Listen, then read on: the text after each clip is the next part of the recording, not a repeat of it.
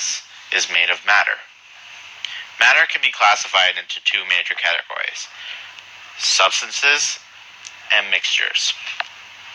Substances can be further classified into two other categories: elements, which are anything that you see on the periodic table, including hydrogen, carbon, nitrogen, or oxygen, and compounds, which are made up of two or more elements. For example, water, H2O, which combines hydrogen, H, and oxygen, O. Mixtures, the other class of matter, is composed of two or more elements or compounds. Mixtures can be classified into homogeneous mixtures, which are uniform in composition. For example, salt water, which is a mixture of salt and water and has a clear, uniform appearance. And the other class of mixtures is heterogeneous mixtures, which have a non-uniform appearance or composition. For example, sand and water.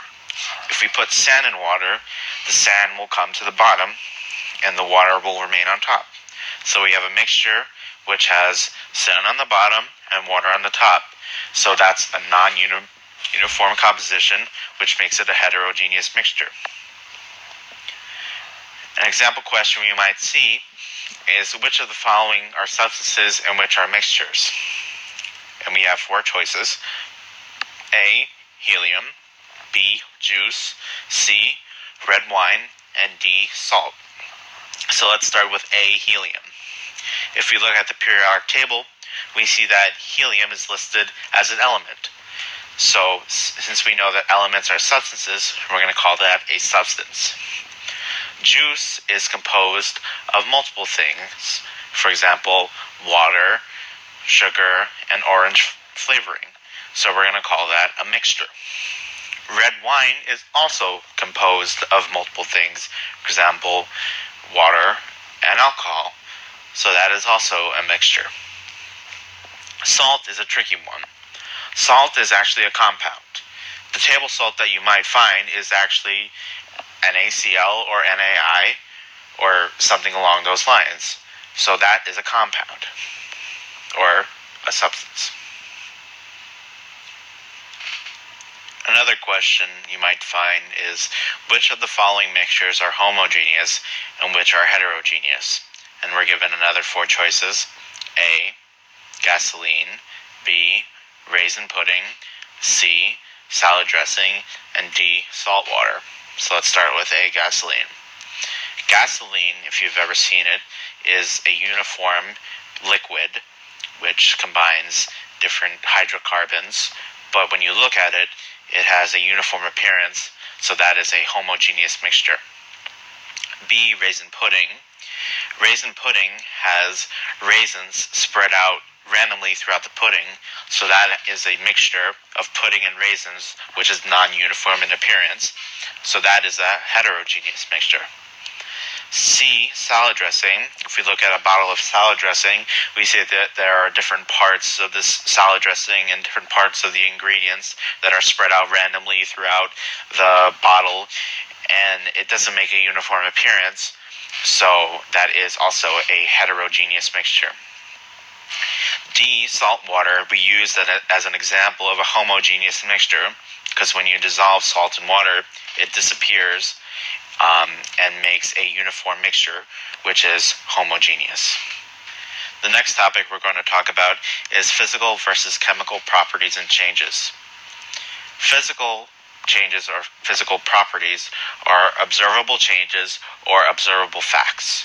For example, bending, freezing, melting, stretching, or the fact that a certain object or compound or element is a color. These are all factual or observable changes. So these are all in the physical category. Chemical changes or chemical properties are the ability of a compound or element to react. So anything that describes reacting, burning, rusting is all under the chemical category. An example question that we might see about this topic includes identifying the following as physical or chemical properties. So A, Solid iron melts at 1535 degrees Celsius. We've listed melting as a physical observable change, so that is under the physical properties category. B, solid sulfur is yellow. We've also listed factual things or colors, the fact that an object or element is a color as a physical property, so that's a physical property. C, natural gas burns. We've listed burning as a chemical change or a chemical property, so we're going to call that a chemical property. And D, diamond is extremely hard. We haven't listed hardness as a physical or chemical property, but if we think about it, the fact that diamond is extremely hard has nothing to do with its ability to react. It's an observable fact about diamond, so that falls under the physical category. Moving on to density.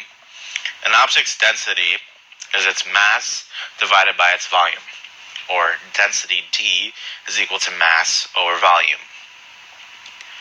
What is the density of a salt solution if 50.0 milliliters has a mass of 57.0 grams? We've said that density is mass divided by volume, so we're going to take our mass of 57.0 grams and divide it by 50.0 milliliters. Doing some quick math, we get that density is equal to 1.14 grams per milliliter. We use units of grams per milliliter for our density because we've divided grams by milliliters. What is the mass in kilograms of a 25-liter salt solution that has a density of 1.3 grams per milliliter? We've said that density is equal to mass over volume, so we said our density, which is 1.3 grams per milliliter, equal to the mass of the salt solution divided by the volume. Now, if we notice, we're given a volume of 25 liters, but our density is 1.3 grams per milliliter. Liters and milliliters do not match up. So in order to solve this problem correctly, we're going to have to convert either liters to milliliters or grams per milliliter to grams per liter. Since it's easier to convert liters to milliliters rather than convert grams per milliliter to grams per liter, I'm going to convert 25 liters to 25,000 milliliters by multiplying by 1,000. Now we can plug in our volume.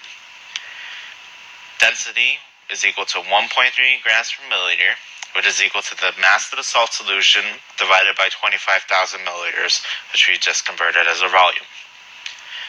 Multiplying 1.3 grams per milliliter by 25,000 milliliters, we get the mass of the salt solution is 32,500 grams. And since the problem asks for the mass in kilograms, we divide our 32,500 grams by 1,000 to get 32.5 kilograms as the final answer.